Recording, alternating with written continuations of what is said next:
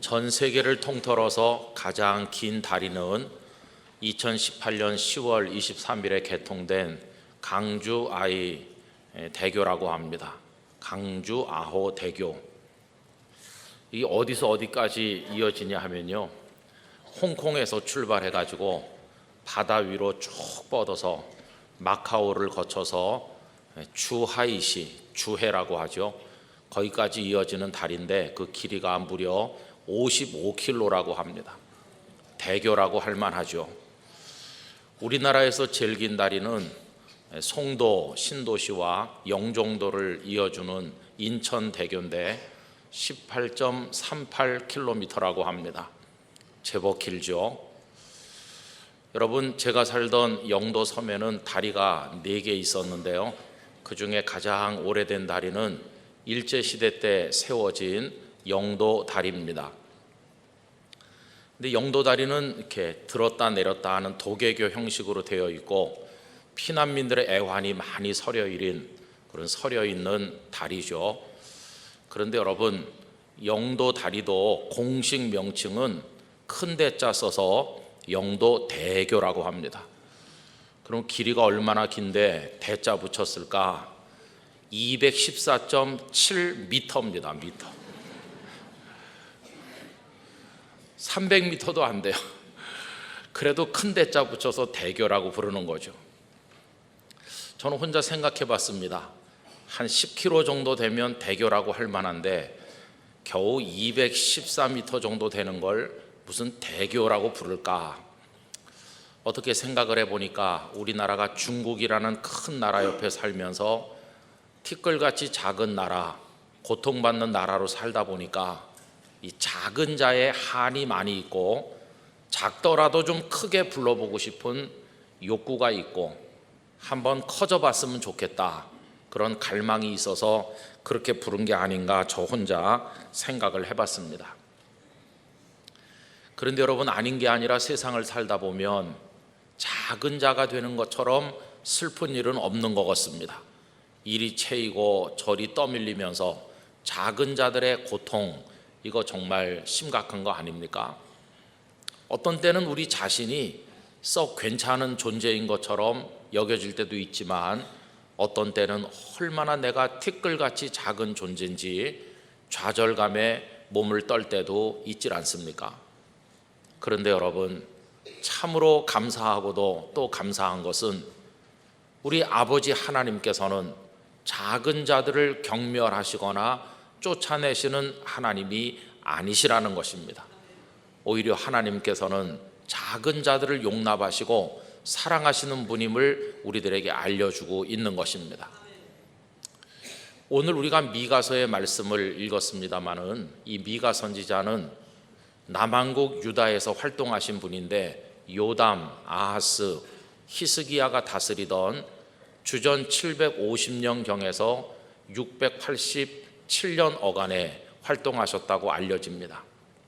그런데 이때는 이스라엘 역사에 있어서 아주 어려웠던 때입니다. 지난번에도 말씀드린 것처럼 솔로몬 이후에 이스라엘 왕국은 북왕국과 남왕국으로 분열이 되어 있었는데 그 북왕국 이스라엘이 아수르 제국에 의해서 멸망당한 것도 바로 이 무렵입니다. 이제 조그마한 나라, 남쪽 나라 유다가 남았는데 그 유다를 향해서도 심판의 칼날이 다가오고 있던 때였습니다. 그러니 얼마나 어렵습니까? 여러분, 이 모습을 미가서 1장 5절에서 이렇게 말씀하고 있습니다. 이는 다 야곱의 허물로 말미암음이요 이스라엘 족속의 죄로 말미암음이라. 야곱의 허물이 무엇이냐? 사마리아가 아니냐? 유다의 산당이 무엇이냐? 예루살렘이 아니냐? 여러분, 여기 지명들이 나오는데 거기 유다와 예루살렘은 남쪽 나라를 가리키는 겁니다. 북왕국은 이미 멸망해서 다 없어졌고 그 멸망하는 처참한 모습을 남쪽 백성들이 다 보고 있는 중인데 하나님께서는 남왕국 유다도 책망을 하고 계시다는 겁니다. 여러분, 이들은 사실은 하나님의 복을 엄청나게 받은 사람들이죠. 우리가 생각하는 것처럼 그들은 선택된 백성이었습니다. 그리고 가나안 땅을 하나님으로부터 축복의 땅으로 받아서 살던 사람들 아닙니까? 그런데 왜 가나안 땅에 들어가서 살고 있음에도 불구하고 이렇게 처절하게 멸망하고 손바닥만한 작은 나라로 전락을 했을까요? 그 이유는 다름 아닌 그들의 죄 때문이었어요. 미가서를 읽어보면 정치하는 지도자들의 죄를 책망하셨고, 영적 지도자들인 제사장들과 선지자들의 죄를 다 같이 책망하는 것을 볼 수 있는데, 그 중에서 한 구절, 3장 9절 이하의 몇 절을 제가 읽어드리겠습니다. 야곱 족속의 우두머리들과 이스라엘 족속의 통치자들, 곧 정의를 미워하고 정직한 것을 굽게 하는 자들아, 원하노니 이 말을 들을지어다. 시온을 피로 예루살렘을 죄악으로 건축하는도다. 그들의 우두머리들은 뇌물을 위하여 재판하며 그들의 제사장은 싹스를 위하여 교훈하며 그들의 선지자는 돈을 위하여 점을 치면서도 여호와를 의뢰하여 이르기를 여호와께서 우리 중에 계시지 아니하냐, 재앙이 우리에게 임하지 아니하리라 하는도다. 정치하는 지도자들도 썩었고 종교 지도자들도 부패했는데, 특별히 제사장이나 선지자 같은 사람들은 회개를 촉구하는 말씀을 전해야 됨에도 불구하고 이들은 하나님께서 같이 계시니까 걱정할 거 아무것도 없다는 식으로 가짜 평강을 백성들에게 설교하는 죄를 저질러 왔다는 것입니다. 여러분, 죄의 결과는 무서운 것입니다. 그래서 3장 12절의 예고를 보면 이렇죠. 이러므로 너희로 말미암아 시온은 갈아엎은 밭이 되고 예루살렘은 무더기가 되고 성전에 사는 수풀의 높은 곳이 되리라. 하나님의 백성이 사는 곳, 하나님의 성전이 세워진 그 영광스러운 곳이 다 무더기가 되고 수풀로 변할 것이라고 하나님께서 예고를 하신 것입니다. 여러분, 이런 말씀을 접했을 때 남한국 유다 백성들의 마음이 얼마나 충격을 받았을까 하는 생각을 해봅니다. 그럼 여러분, 아까도 말씀드린 것처럼 축복의 땅 가나안을 얻었는데 가나안 땅을 얻어 사는 사람들이 왜 복되게 살질 못하고 이 모양으로 전락해 지금 위기를 맞이하게 된 것입니까? 그건 그들이 무서운 착각을 했기 때문이었어요. 그들은 가나안 땅이 자신들에게 행복을 가져다 줄 것이라고 착각했습니다.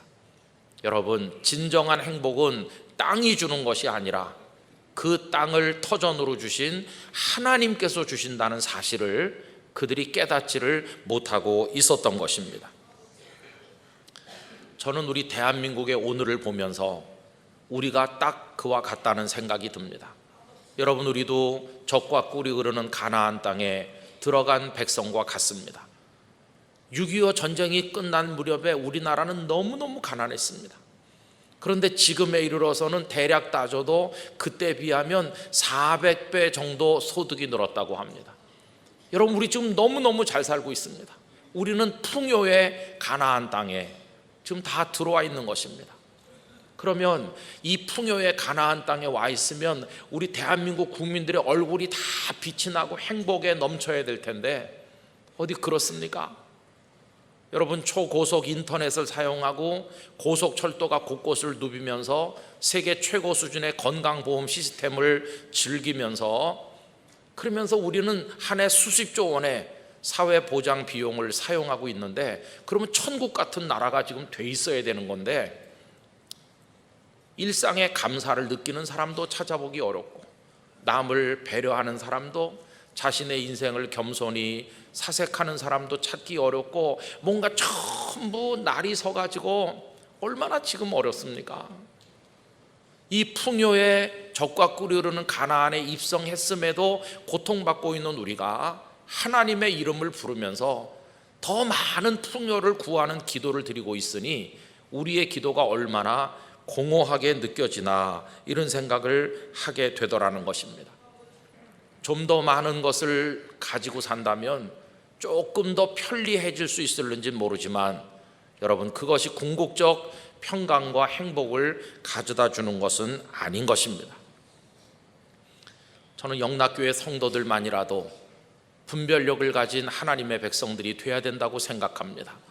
여러분, 참된 복은 그런 풍요나 외부적 조건이 가져다 주는 것이 아니라 하나님께서 주신다는 사실을 기억해야만 하겠습니다. 사람들이 가나안이라는 풍요의 땅을 두 발로 디디고 그 땅을 내려다보면서 살 때 우리 영락의 성도들은 고개를 들어서 하늘의 하나님을 우러르기를 원합니다. 그리고 땅이 주는 기쁨으로 채우려 하지 말고 하나님께서 내려주시는 은혜와 기쁨과 축복을 우리의 심령에 채우게 되기를 간절히 원하는 것입니다. 그래서 환경에 의하여 좌우되는 것이 아니라 그걸 초월해서 사는 성도가 되기를 원합니다. 그런 점에서 우리는 사도 바울에게 배우기를 원합니다. 그분은 빈궁에 처할 줄도 풍부에 처할 줄도 알고 어떤 상황에서든지 기뻐하며 살아갈 수 있는 모든 비결을 터득했다고 말했는데, 바울 사도의 비결이 뭡니까? 빌립보서 4장 13절에서 그분이 언급하고 있는 내게 능력 주시는 자, 그분이 비결입니다. 바울에게 능력 주신 분이 누구십니까? 하나님이십니다. 하나님이야말로 사도 바울의 비결이었습니다.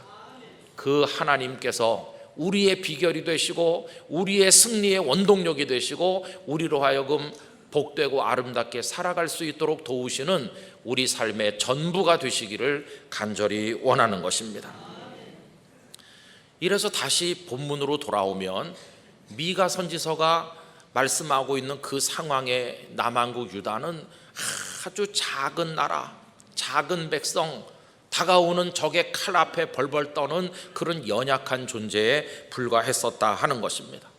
그들을 그렇게 작게 만든 것은 그들의 죄악이었습니다. 여러분, 오늘 우리도 얼마나 고통 가운데 있고 우리의 죄가 우리를 초라하게 만들고 있습니까? 이렇게 티끌 같은 존재로 주저앉은 사람들에게 무슨 희망이 있을까요? 그런데 미가서는 희망이 아직 있다고 얘기합니다. 그럼 그 희망이 어디서 오는 것인가?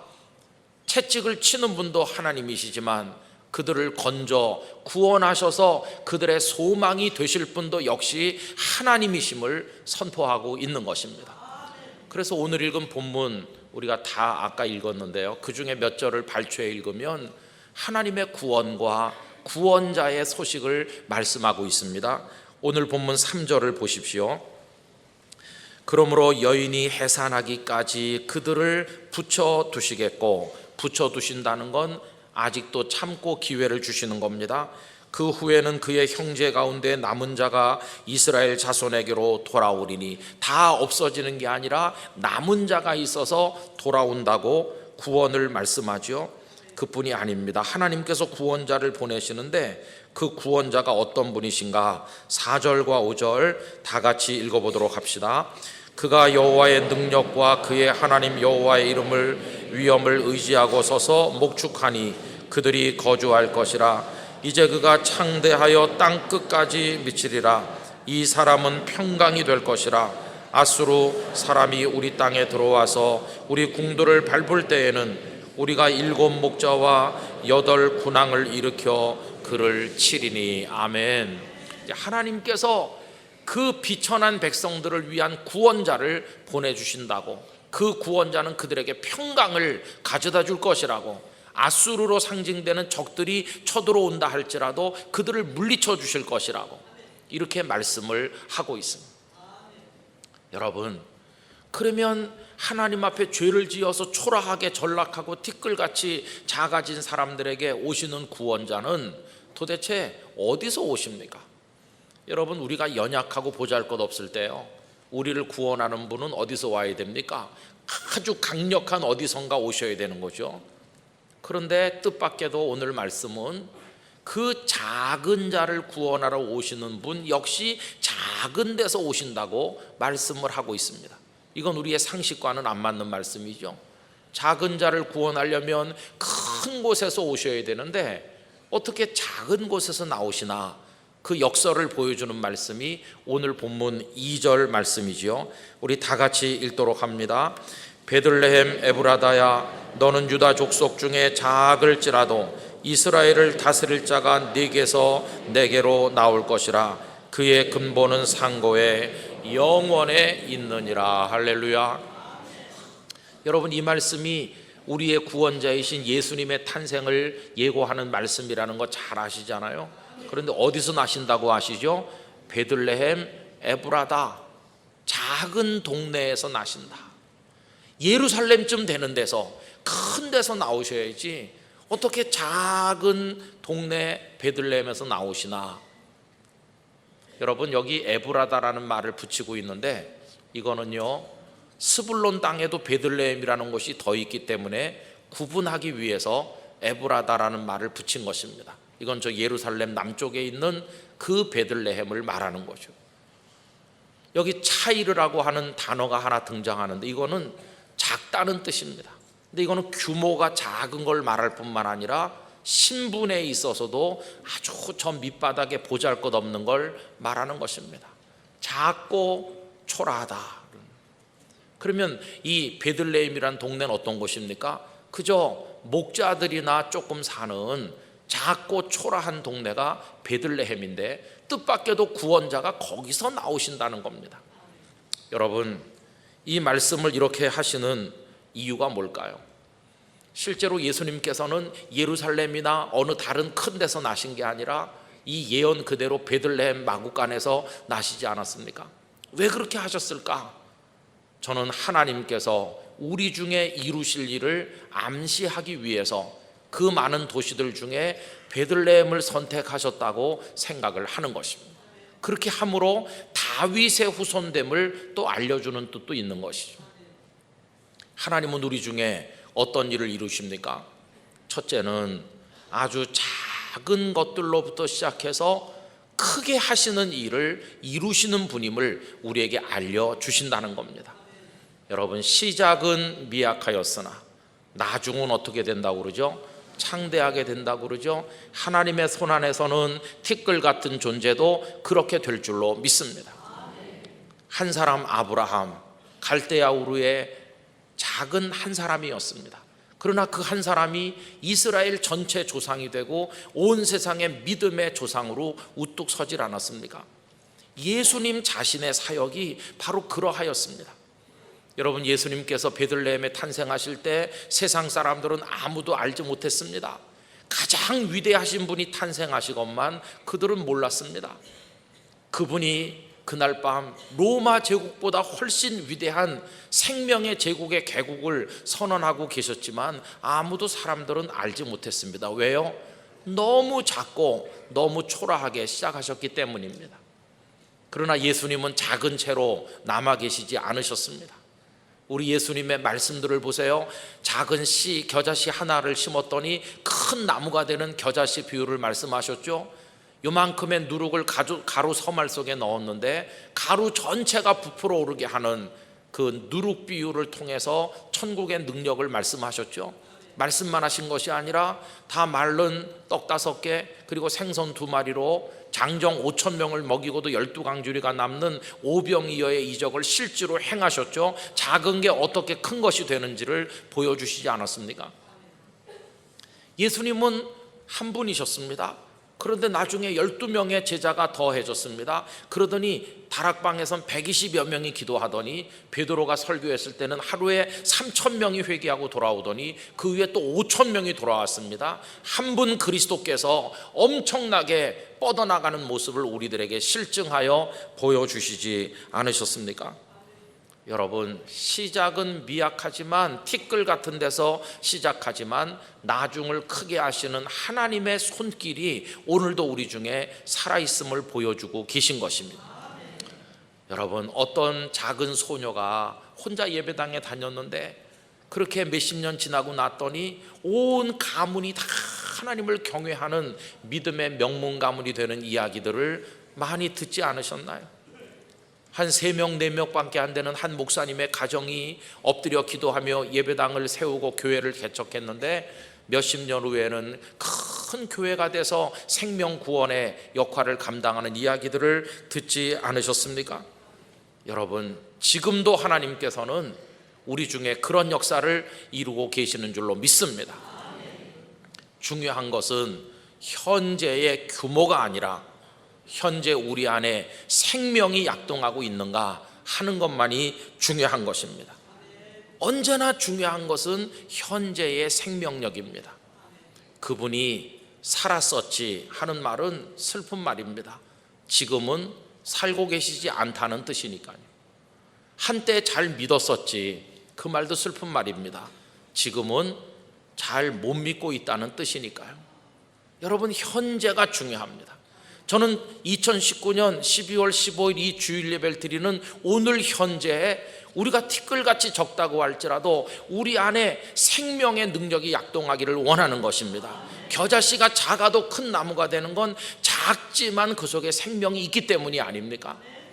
여러분, 이건 정말 두려운 얘기이기도 합니다. 왜냐하면요, 오늘 1,000만 명이라고 말하는 한국교회, 거기 구성하고 있는 성도 한 사람 한 사람 속에 현재 이 시점에서 생명의 능력이 그 속에 들어있나 이렇게 물어보면 우리 뭐라고 말해야 될지 잘 모르겠거든요.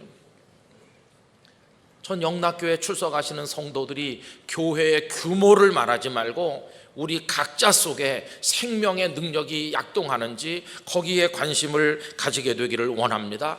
우리 한 사람 한 사람이 비록 작더라도 우리 속에 생명의 능력이 약동한다면 우리는 크게 창대하게 하나님의 역사를 이룰 수가 있을 것입니다.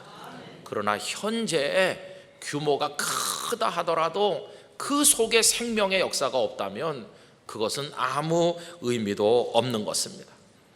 작은 불꽃이라도, 타오르는 불꽃이라면 큰 불도 일으킬 수 있다는 사실을 잊어서는 안 될 것입니다. 여러분, 우리가 작지만 하나님의 손에 붙들리면 놀라운 역사를 일으킬 수 있음을 기억해야만 할 것입니다. 두 번째로 더 근본적인 얘기를 해본다면 우리 예수님은 베들레헴에 나심으로써 이 땅의 작은 자들을 끌어안으시기 위해 오셨음을 우리들에게 선언하고 계신 것입니다. 여러분, 언젠가 영도 그 부산 대교 입구에 새 건물이 크게 들어섰어요. 그리고는 삼성전자, LG전자에서 가전제품 양판장을 크게 냈습니다. 그리고 그 앞에가 버스 정류장이 있었어요. 하루는 제가 버스 타려고 나와서 있으면서 야, 냉장고, 텔레비전 많이 갖다 놨네 이렇게 하면서 두리번거리고 있는데 아주 낡은 트럭 하나가 지나가는데 현수막도 붙어 있고 확성기 크게 대고 외치는 거예요. 망가진 텔레비, 냉장고, 에어컨 삽니다 그러면서 천천히 지나가는 거예요, 그 앞을. 그 제가 한참 생각해 봤습니다. 이 등 뒤에 그 양판점에는 새 텔레비전, 새 냉장고, 새 에어컨, 새 세탁기가 꽉 차 있는데 저기 저 아저씨는 망가진 고물을 지금 찾고 있는 거거든요. 다 망가져서 쓰지 못할 거 산다고 외치면서 다니는 거예요. 얼마나 이게 대조적입니까? 그럼 제 마음속에 저분이 지금 외치고 있는 게 냉장고, 텔레비전 얘기가 아니고 사람 이야기라면 어떻게 되는 건가, 그런 생각을 했습니다. 여러분, 그 외치고 다니시는 그 아저씨가요, 예수님 닮았다고 생각하지 않으세요? 예수님 세상에 오셔서 망가진 고물을 찾으시는 거예요. 내다 버려야 될 고물 같은 존재. 아닌 게 아니라 예수님 이 땅에 오셔서 사람들이 내다 버리는 것 같은 고물 같은 존재들을 모아들이셨습니다. 소자라고 부르셨어요. 소자 한 명. 주님은 그들을 영접하시고 38년 된 희망 없는 병자, 사람들에게 손가락질 당하던 세리와 창기, 그렇게 끌어모으다 나중에는 완전히 폐품처럼 버려져야 될, 십자가에 매달려 숨 끊어지기 직전에 있는 아무 희망도 없는 그 행악자까지도 당신의 품에 안아주신 우리 주님이 아니십니까? 여러분, 주님이 이런 사람들을 품어 안으신 걸 생각을 해보면 정말 눈물 나는 거죠. 왜냐하면 우리가 다 살다 보면 티끌 같은 존재로 전락하잖아요. 한때는 제법 건강한 것 같았지만 병들어서 내 육신 나 스스로 못하지. 꿈은 컸었지만 다 좌절돼 파편 조각만 내 가슴에 남아있지. 내가 어디 가서 뭘 어떻게 하겠습니까? 그리고 시커먼 죄가 나를 누르고 있어서 나야말로 폐품과 같아, 이렇게 생각되는데 다 내다 버리라고 하는데 우리 주님은 우리를 모아들이시고 계시다는 겁니다. 왜 모아들이시나요? 갖다 버리시려고요? 아니요, 고쳐서 새 사람 만들어 주시기 위한 것입니다. 그러면서 이 말씀은 너희들이 아무리 힘들고 지금 어렵고 그렇게 초라해도 낙심하지 말라고 격려하고 계셔요. 여러분, 미가서 4장 10절에 이런 말씀이 나옵니다. 딸 시온이여, 얼마나 정겹게 부릅니까? 그 죄 가운데 빠져있는 백성을 딸이라고 부르면서 해산하는 여인처럼 힘들여 나을지어다. 이제 내가 성읍에서 나가서 들에 거주하며 또 바벨론까지 이르러 거기서 구원을 얻으리니 여호와께서 거기서 너를 네 원수들의 손에서 속량하여 내시리라. 이런 얘기입니다. 지금 네가 만삭의 여인과 같구나, 네가 위기를 맞이했구나, 그렇죠, 조금만 견뎌, 조금만 견뎌, 아기를 낳을 때까지 조금만 참아. 그러면서 성읍에서 나간다. 왜 나갑니까? 성을 적들에게 뺏겼으니까요. 나가니까 있을 데가 없어 들판에 배회하죠. 들판에 배회하는 것으로 끝나는 게 아니라 아예 붙잡혀가지고 바벨론으로 끌려가죠. 실제로 그들이 나중에 바벨론 느부갓네살에게 멸망하지 않았습니까? 이제 완전히 폐풍 같은 고물이 됐잖아요. 그런데 놀랍게도 이 말씀은 바로 거기서, 그 바벨론 땅에서 다 끝난 것처럼 보이는 그 자리에서 구원을 얻을 것이라고 말씀하는 거예요. 여러분, 예수님께서 이 땅에 베들레헴에 오심으로써 다 망가지고 티끌 같은 존재들을 끌어안아서 희망 없는 이들 속에 희망의 구원을 주실 것을 이렇게 말씀을 하고 있는 것입니다. 여러분, 이보다 더 큰 복음이 어디에 있겠습니까? 저는 베들레헴 그러면 12월 24일 밤 전 세계 비행기 타고 날아온 사람들이 모여서 축제를 즐기는 휘황찬란하게 등불이 밝혀진 성지다, 그렇게 생각되는 게 아니라 이 세상 지구촌에 살면서 나같이 보잘것없는 사람이 있을까? 나 같은 죄인이 있을까? 난 망가진 가전제품과 같아. 이렇게 가슴을 치는 이들을 위해서 주께서 다가오시는 거, 바로 그게 생각이 나는 것입니다. 여러분, 우리도 다 그런 존재였는데 우리를 주님 두 팔 벌려 끌어안아 주시고 싸매 주시고 고쳐 주시고 위로하셔서 오늘 이 거룩한 예배의 자리까지 앉도록 축복하여 주신 줄로 믿습니다. 얼마나 좋으신 우리 주님이신지요. 그래서 예수님이 너무 좋아요. 예수님이 저만 좋습니까? 여러분은 안 좋습니까? 예수님이 너무나 좋아요. 세상은 우리가 좀 쓸만하면 오라 그러고 그렇지 못하면 고장났다고 갖다 버리라고 그래요. 그러나 주님은 변하시지 않으시는 분이세요. 주님 우리를 부르신다고 생각합니다. 누구든지 다 내게로 오너라, 내게로 오너라. 천하냐? 괜찮다. 나도 마구간에 말 구유에 뉘어졌을 만큼 천하게 왔으니 괜찮아. 힘들게 살고 있냐? 괜찮다.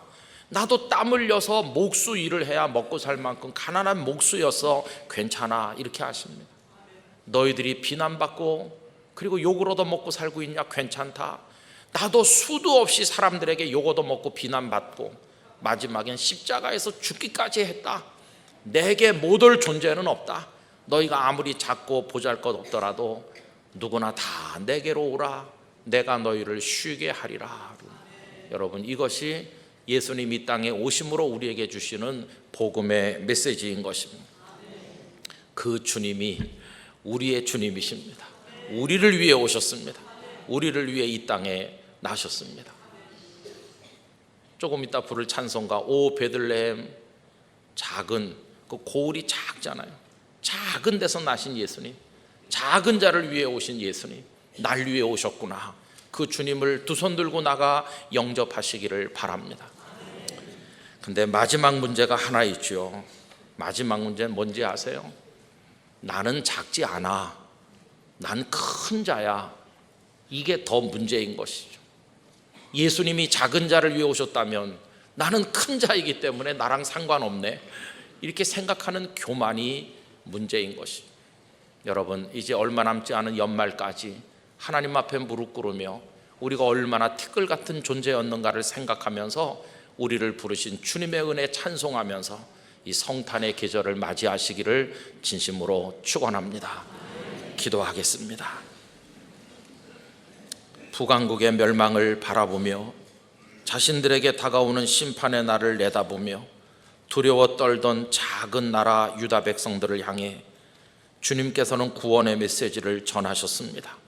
그리고 그 구원자가 놀랍게도 작은 마을 베들레헴에서부터 오신다고 말씀하므로 작은 자들을 통해 크게 이루시고 작은 자들을 품으시는 마음을 알려주셨습니다. 저희들을 위해서 오신 주님을 환영합니다. 저희도 환영해 주시는 주님께 찬송합니다. 이제는 주님의 품 안에서 기뻐하며 감격하며 살아가게 하여 주옵소서. 모든 영락의 성도들이 주의 품에서 안식을 얻게 하여 주옵소서. 예수님의 이름으로 기도하옵나이다. 아멘.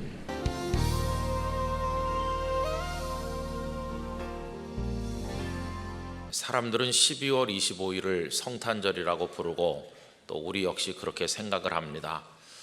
그래서 시청 앞 광장을 비롯해서 영락교회 안팎에 성탄 장식을 해놓고 또 여러 성탄 행사를 하면서 올해도 성탄절을 맞이하고 있습니다.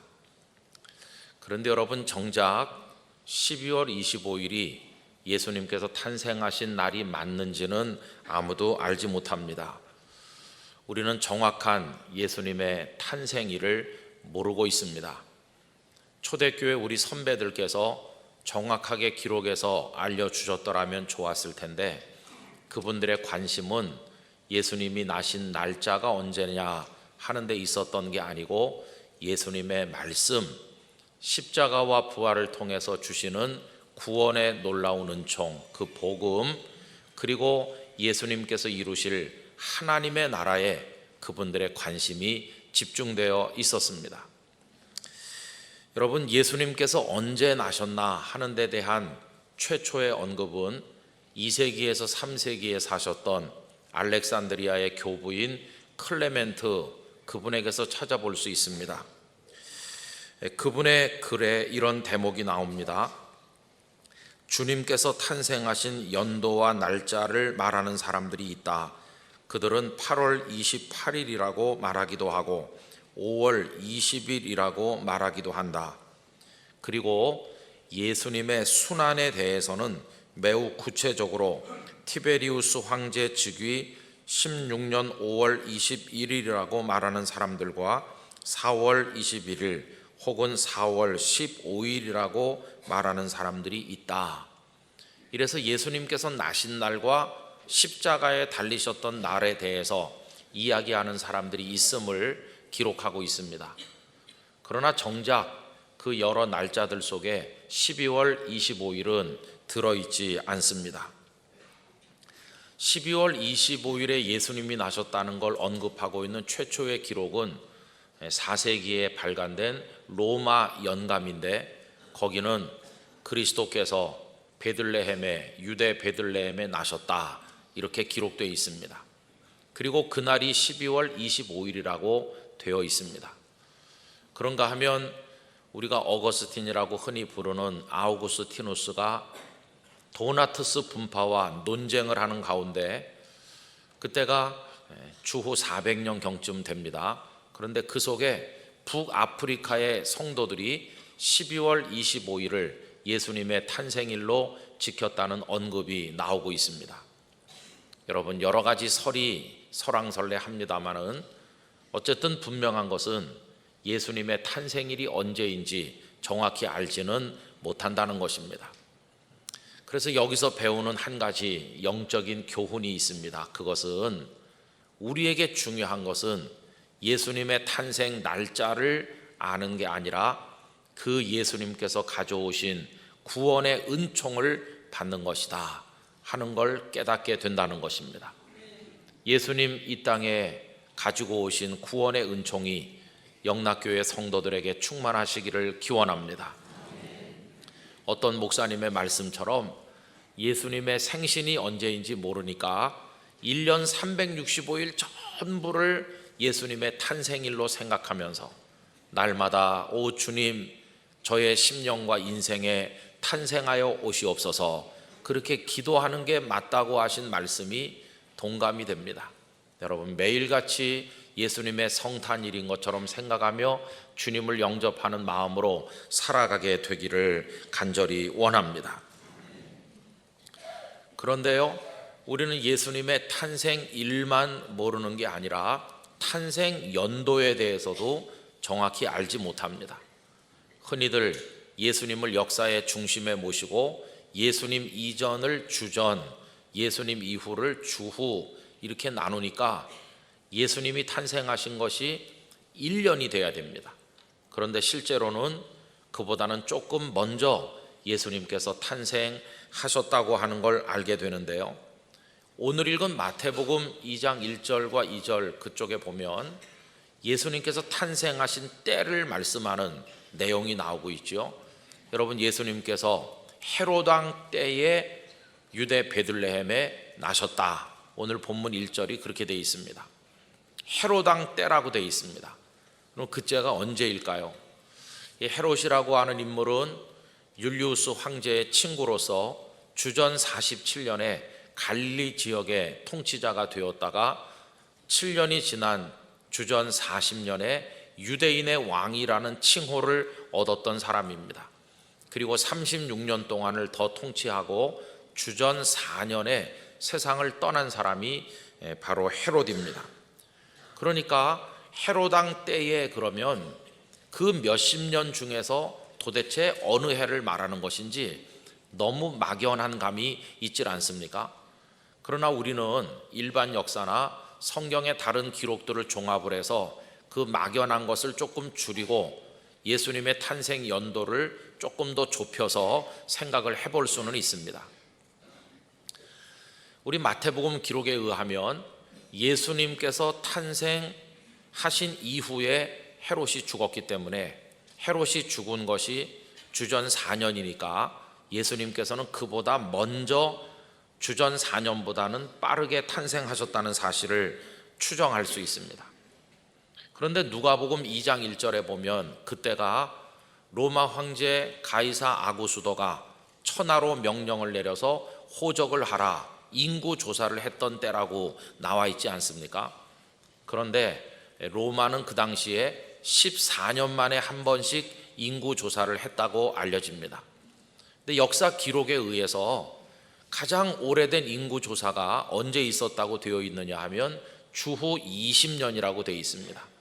그런데 여러분, 주후 20년은 벌써 우리 예수님께서 탄생하시고 한참 지난 다음이니까 그때는 적용이 되지 않는 거죠. 해당되지 않습니다. 그래서 거기서 14를 또 빼는 거죠. 그러면 주후 6년이 되는데 여러분, 헤롯이 주전 4년에 세상 떠났으니까 주후 6년도 예수님의 탄생 연도와는 맞지가 않는다는 걸 상식적으로 알 수 있습니다. 그래서 거기서 14년을 더 빼서 거슬러 올라가면 주전 8년이 되는 거죠. 그래서 개연성이 가장 높을 때가 주전 8년 어간일 것이다, 이렇게 짐작을 할 수 있습니다. 그리고 복잡한 이야기를 더 많이 여러분들께 말씀드릴 수 있지만 이 시간은 그거 설명하는 시간은 아니니까요, 그 정도만 이제 말씀을 드리려고 하는데, 주전 8년에 인구 조사가 있었다고 했을 때 그때로부터 헤롯이 세상을 떠난 주전 4년, 그 어간 언제인가 그때 예수님께서 탄생하셨으리라 하는 것을 짐작을 할 수 있다는 겁니다. 여러분, 어쨌든 이런 추정이 우리에게 말해주는 게 뭡니까? 우리는 그 연도, 그 날짜를 정확히 알고 싶은 마음에서 학자들이 계산을 해보는 것인데, 참 아이러니한 것은 그 연도도 잘 모르고 그 날짜도 잘 모른다 하는 것입니다. 여러분, 오늘 우리가 마태복음을 읽었는데요, 이 마태복음의 기록자가 누굽니까? 예수님의 제자 마태 아닙니까? 그러면 좀 더 자세히 추적을 해가지고 예수님께서 몇 년도 몇 월 며칠에 나셨는지 알려줄 것이지, 왜 이렇게 두리뭉실하게 헤롯 왕 때에 이렇게만 말하고 끝났나 하고 조금 아쉬운 생각이 들기도 한다는 겁니다. 그러나 우리가 조금 더 생각을 깊이 해보면 하나님의 말씀 성경이 우리에게 가르쳐 주려고 하는 것은 그 연도나 날짜가 아니라는 것을 깨닫게 됩니다. 그러면 하나님께서는 이런 말씀을 통해 우리에게 알려주려고 하는 것은 뭘까 하면 예수님께서 탄생하시던 그 시대상, 그 상황이 어떠했는지를 알려주고자 한다는 것입니다. 다른 말로 바꿔 말하면 도대체 하나님의 구원의 손길은 어떤 상황에 있는 사람들에게 다가오는지 오히려 그것을 우리들에게 알려주는데 관심이 있다 하는 것이죠. 그래서 여러분, 우리 하나님께서 예수님을 이 땅에 보내시던 그때 그 상황이 헤로당 때였다는 것을 통해서 하나님께서 우리들에게 깨닫게 하시려는 영적인 교훈이 있다는 것입니다. 그럼 여러분, 예수님께서 이 땅에 탄생하시던 그 상황은 도대체 어떤 상황일까요? 2주 전 12월 8일 날 우리 주일 예배를 통해서 예수님은 하나님께서 우리에게 보내주시는 선물인데 가장 오래된 선물이라고, 가장 오래전부터 준비된 선물이라고 말씀을 드린 바가 있습니다. 이사야 선지자께서 예수님의 탄생을 여러 차례 예언을 했는데 그때를 기준으로 생각을 해봐도 하나님께서는 최소한 7, 800년을 준비하셔서 예수님을 우리들에게 보내주셨다고 하지 않았습니까? 그러면 하나님께서는 우리들에게 메시아를 보내기로 결정하시고도 수백 년 동안을 기다리시면서 언제 보내시는 게 좋은지 그 때를 가늠하고 계셨다는 말이 되는 것이고, 메시아의 오심을 기다리던 백성들의 입장에서 보면 도대체 어느 정도 어떤 상황이 돼야 메시아를 보내줄 것인가 이렇게 기다렸다고 하는 이야기가 되는 것입니다. 그런데 여러분, 하나님께서 그렇게 기다리고 기다리다가 드디어 때가 왔다 그러면서 독생자 예수님을 보낸 때가 헤롯 왕 때라는 것입니다. 그래서 우리는 왜 하필이면 헤롯 왕 때였는가, 헤롯 왕 때가 어떤 때길래 하나님께서는 메시아를 그때 보내셨나, 이런 생각을 가지게 되는 것입니다. 여러분, 우리의 이런 영적인 의문에 대한 대답이 갈라디아서 4장 4절에 나온다고 생각이 듭니다. 때가 참에 하나님이 그 아들을 보내사 여자에게서 나게 하셨다, 이렇게 되어 있습니다. 왜 헤롯 왕 때였느냐, 이렇게 우리가 영적 질문을 가질 때 갈라디아 4장 4절은 그때 하나님의 때가 찼기 때문이라고 이렇게 대답을 해주고 있다는 것입니다. 그럼 여러분, 헤롯 왕 때는 도대체 어떤 때길래 하나님께서는 메시아를 보낼 때가 꽉 찬 것으로 판단을 하셨을까요? 그때는 도대체 어떤 때이길래 더 이상 미룰 수 없다는 결론에 도달하셨을까요? 그래서 이걸 우리 입장에서 바꿔 물어보면 하나님의 구원의 손길은 도대체 우리가 어떤 상황에 있을 때 다가오시는 것인가, 이렇게도 바꿔서 질문을 해볼 수가 있다는 것입니다. 여러분, 여기 때가 참에라고 방금 전에 읽은 말씀의 그 때는 그 헬라어 단어로 카이로스입니다. 이 카이로스라는 때는요, 사람이 예측하거나 계산하거나 결정할 수 없는 때, 전적으로 하나님께 맡겨져 있는 때를 이야기하는 것입니다. 성경에는 카이로스에 관한 말씀이 여러 군데 나옵니다. 예를 하나 들면 예수님 부활하시고 승천하시기 직전에 제자들이 예수님께 나와서 질문을 하는 게 사도행전 1장 6절에 나옵니다. 그들이 모였을 때 예수께 여쭈어 이르되 주께서 이스라엘 나라를 회복하심이 이 때이니까 하니 라고 질문했어요. 근데 여기 제자들의 질문 속에서 나오는 때는 카이로스가 아니고 크로노스입니다. 우리가 크로놀로지, 연대기라고 하지 않습니까? 이 크로놀로지는 사람이 예측도 하고 계산도 하고 판단도 할 수 있는 때를 크로노스라고 합니다. 이제 주님이 부활까지 하신 마당에 두려울 게 뭐냐? 주님이 왕국을 세우실 때가 온 게 아니냐? 제자들은 이렇게 질문한 거죠. 그에 대한 대답이 사도행전 1장 7절입니다. 이르시되 때와 시기는 아버지께서 자기의 권한에 두셨으니 너희가 알 바 아니요 라고 대답하셨는데, 거기 때, 시기 이런 단어가 나오죠. 이 중에서 때라고 말씀하신 것은 제자들의 질문에 나오는 그 때, 크로노스, 동일한 단어입니다. 그런데 시기라고 번역된 그 단어는 크로노스가 아니고 갈라디아 4장 4절에 나온 카이로스라는 단어를 예수님은 쓰고 계셔요. 너희들은 이스라엘 나라가 회복될 때가 다 왔어, 이렇게 너희들이 판단하면서 나한테 질문을 하지만 인간이 판단할 수 있는 때가 아니다. 이스라엘 나라가 회복되는 것은 사람이 예측하거나 판단하는 때가 아니라 그걸 결정하시는 분은, 전적인 권한을 가지신 분은 하나님이시다. 사람이 아무리 이때일 거야 저때일 거야 라고 결정해봤자 하나님의 카이로스가 있기 때문에 사람의 계산은 아무 소용이 없다고 우리 주님은 말씀을 하신 겁니다. 여러분, 이걸 우리에게 적용해 보면요, 저와 여러분에게도 많은 카이로스가 있습니다. 우리가 이 땅에 태어나는 날을 우리 중에 누가 먼저 정한 사람 있나요? 없습니다. 또 우리가 언제 결혼하게 될지를 태어나자마자 미리 정해놓은 사람 있나요? 없습니다. 언제 그녀 그남을 만날는지 만남의 때, 그리고 그 만남이 사랑으로 이어지고 그래서 결혼하게 될지 인생을 살다 보니까 된 거지 자기가 미리 정한 사람 없습니다.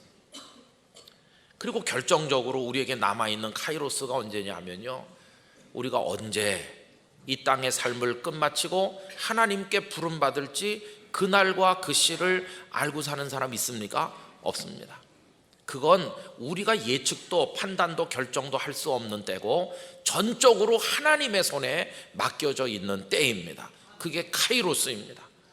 그러니까 믿음의 사람은 내가 아무리 30년 50년 더 살 거야, 나는 앞으로 오래오래 살면서 이런저런 일을 하겠어 라고 말해봤댔자 하나님의 카이로스가 임해서 무슨 소리야, 오늘 밤에 너를 부르려고 해.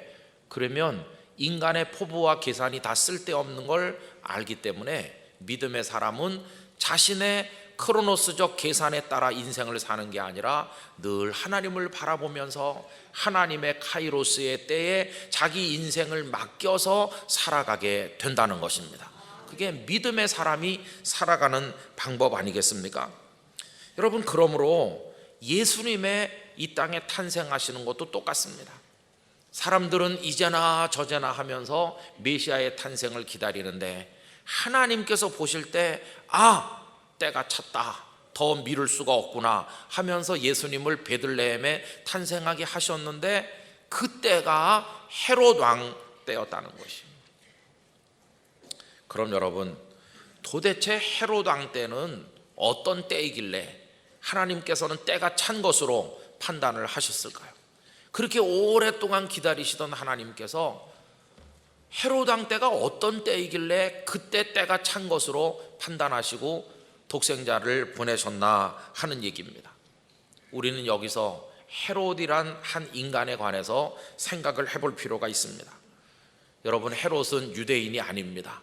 그는 에돔 출신 이둠의 사람으로서 아까 말씀드린 것처럼 갈릴리의 통치자를 거쳐서 유대인의 왕이라는 호칭을 얻었고 수십 년 동안 다스렸던 인물입니다. 그런데 여러분이 헤롯은요, 악마라고 말하는 게 맞아요. 악마. 그는 살인마입니다. 살인마. 다 말씀드릴 수 없지만 몇 가지만 말씀드리면, 그의 첫 번째 부인은 도리스인데 도리스를 버리고 하스모니안 왕가의 공주인 마리암네와 결혼했어요. 그러다가 이 사람이요, 그 아내 마리암네를 죽인 사람입니다. 아내를 죽인 남자. 그 다음에 얼마 후에는 그 마리암네의 조부를 죽였고 마리암네의 어머니를 죽였고 마리암네의 남동생까지 죽여서 처가를 완전히 쑥대밭을 만들었어요.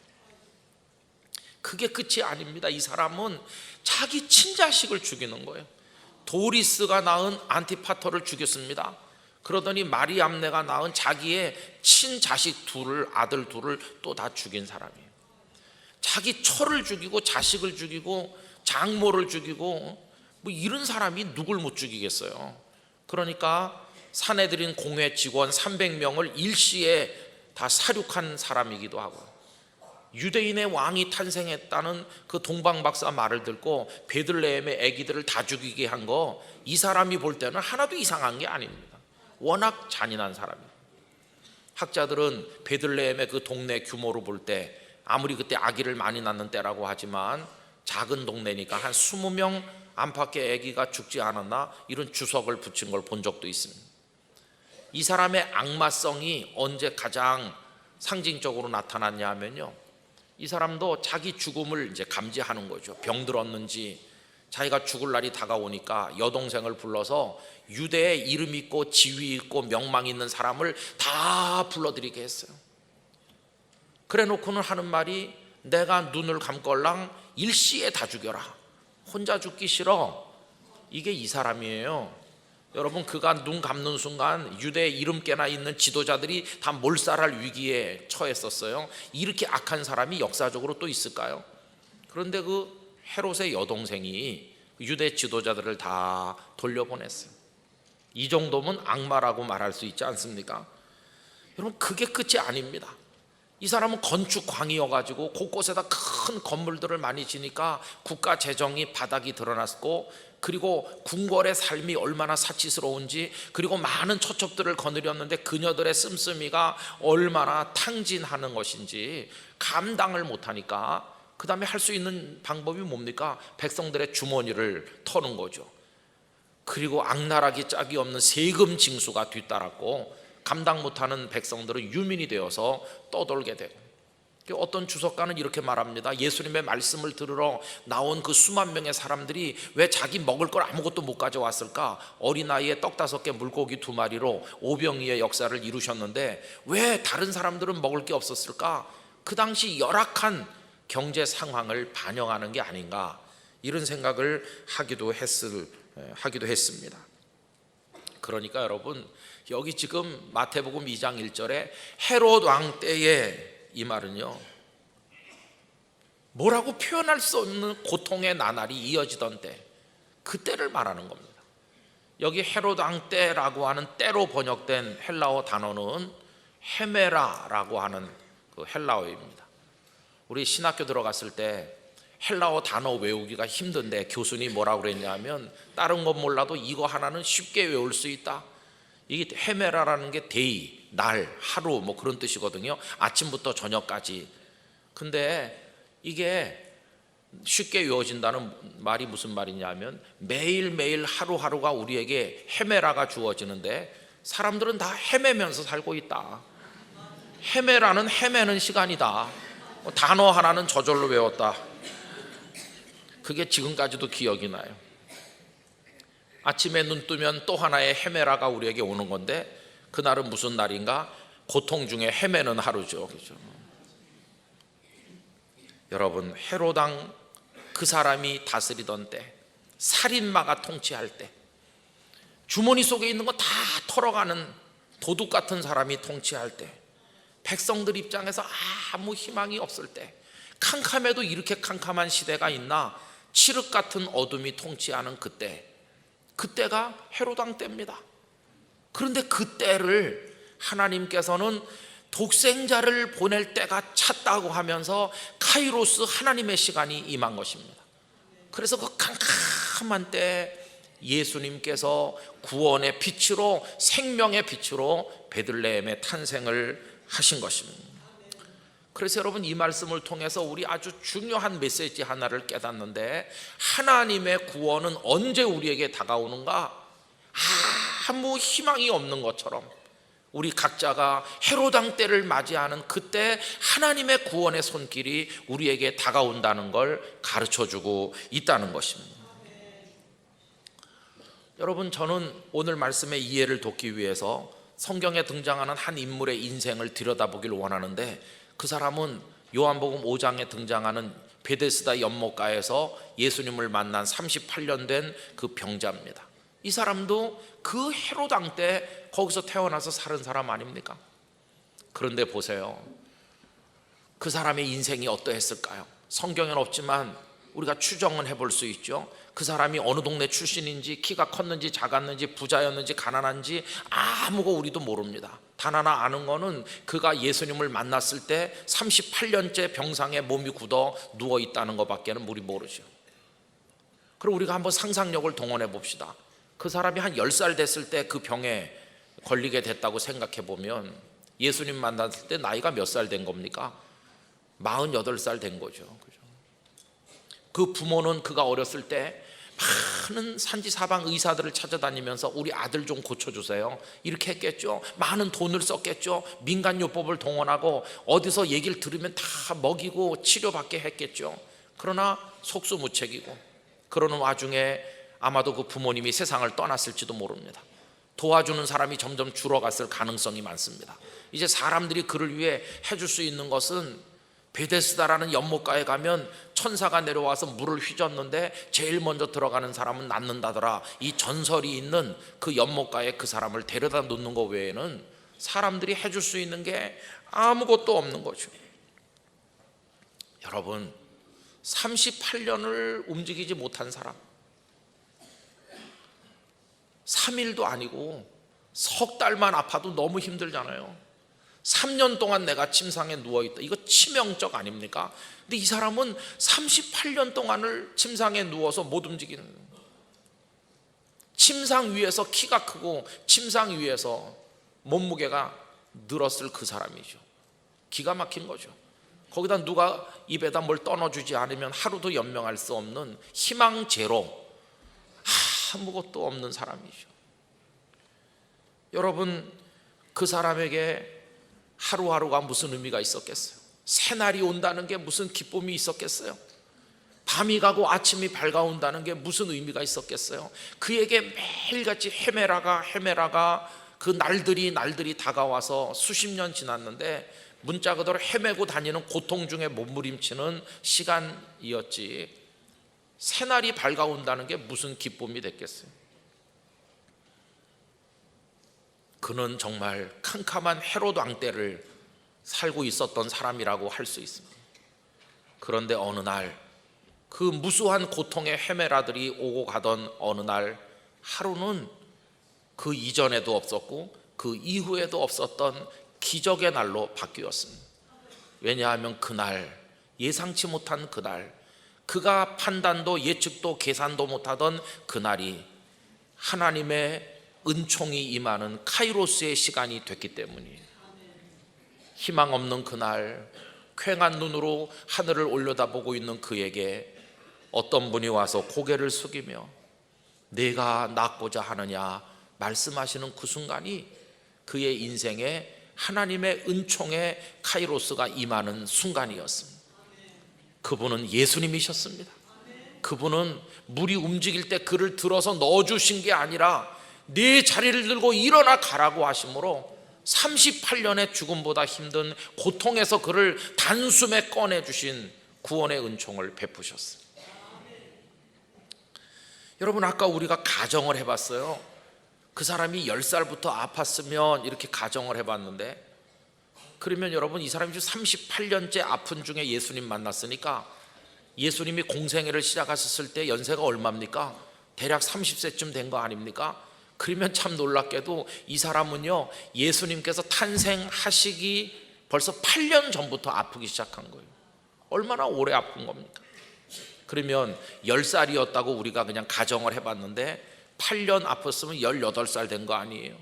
이 사람이 18살 피 끓는 소년인데도 거동 못하고 누워있는 어느 날, 눈물을 흘리며 하루하루를 원망하던 어느 날, 저기 유대 베들레헴에 자신을 위해서 구주가 나셨다는 걸 이 사람이 알았을까요? 알긴 뭘 알았겠습니까? 아무것도 몰랐겠죠.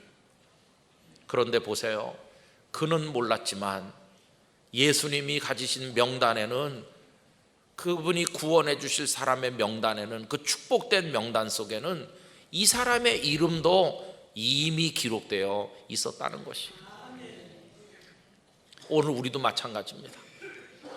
우리가 그분을 알지 못했을 때, 우리는 죄 가운데 헤매고 다니면서 우리도 헤매라들을 만나 헤매고 다니고 있는데, 우리 주님은 당신께서 구원하실 축복의 사람들의 명단 속에 기마묵에 바가묵에 우리 이름을 적어놓고 우리에게 다가오고 계셨다는 것입니다.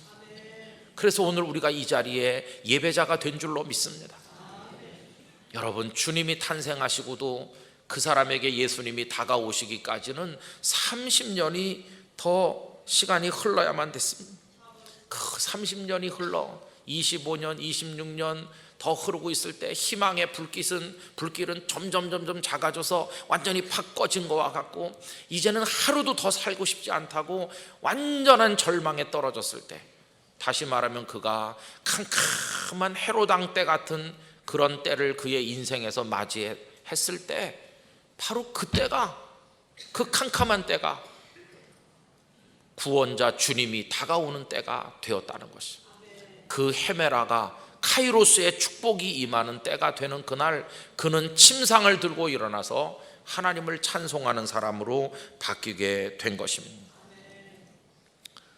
여러분, 저는 우리가 헤로당 때를 살고 있다고 생각합니다.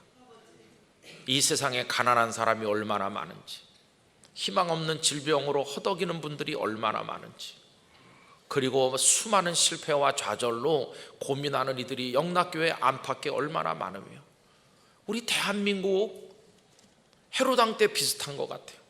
걱정이 너무 많아요. 우리나라는 어떻게 될 것인가, 연일 전쟁의 위협이 고조된다는 뉴스를 아침 저녁으로 접해야 되는데, 정치 사회가 혼란하기 짝이 없는 이때 우리 국민들은 헤로당 때를 지금 맞이한 것처럼 마음에 불안하고 너무나 힘이 들지 않습니까? 그러나 여러분, 오늘 저는 말씀드리고 싶습니다. 우리 낙심하지 맙시다. 왜냐하면 헤로당 때 주님이 오셨기 때문이에요. 헤로당 때 구원의 손길이 다가오기 때문인 것이에요. 밤이 깊을수록 새벽도 가까운 것이고, 희망이 없어 그럴 때 희망의 손이 우리 앞에 다가올 줄로 믿기 때문입니다. 그래서 나 개인이나 우리 가정이나 우리 교회들이나 대한민국 사회가 캄캄한 때를 맞이했다고 할지라도, 밤이 깊었으니 주님이 다가오실 시간도 가까운 줄로 알고 우린 주님을 바라보아야만 할 것입니다. 우리 영락교회 성도들이 그 하루하루 힘든 헤메라의 날들을 사시면서 왜 나는 헤로당 때를 사는 사람 같을까 이렇게 힘들어 하실 때, 빛으로 오신 주님께서 우리 성도님들에게 다가와 주시길 바랍니다. 힘들지, 일어나라, 내가 너를 일으키겠노라, 이렇게 말씀해 주시기를 축원하는 것입니다. 이 성탄의 소망이 어디 있습니까? 바로 거기에 있는 것이죠. 그래서 우리는 힘들다고 낭망하지 말고, 어리석게도 인간적으로 크로노스적인 나날을 따지고 계산하며 인간적 소망에 매달리지 말고, 하나님의 카이로스적 생명을 기다리면서 주께서 우리 인생의 베들레헴에 탄생하시기를 갈망하는 마음으로 살아가야 될 줄로 믿습니다. 그에게 침상을 들고 일어나 가라 말씀하시던 그날, 주님은 이름 모를 그 사람의 베들레헴에 탄생을 하신 것이죠. 그가 동네방네 다니며 얼마나 예수님 이야기를 많이 했을까요? 여러분, 우리 영락의 성도들도 그 예수님을 만나 카이로스적 은혜를 경험함으로 주님을 증거하는 간증거리를 가지고 기뻐 뛰는 우리 모두가 되기를 원합니다. 이번 성탄에 그런 기원을 가지고 소망 중에 주님을 바라보시게 되기를 간절히 기원합니다. 기도하겠습니다. 아버지 하나님, 주님은 헤로당 때 오셨습니다. 그 살인, 잔인, 그리고 뭐라 말할 수 없는 통치자가 백성들을 힘들게 하고 희망이 전혀 없던 그때 오셨습니다. 38년 된 병자에게 희망의 끈이 다 사라진 그때 그에게 카이로스적인 시간에 오셨습니다. 오 주여, 저희에게도 와주실 줄로 믿습니다. 우리를 건져주실 줄 믿습니다. 우리 주님을 만나는 놀라운 은총을 허락하여 주옵소서. 예수님의 이름으로 기도하옵나이다. 아멘.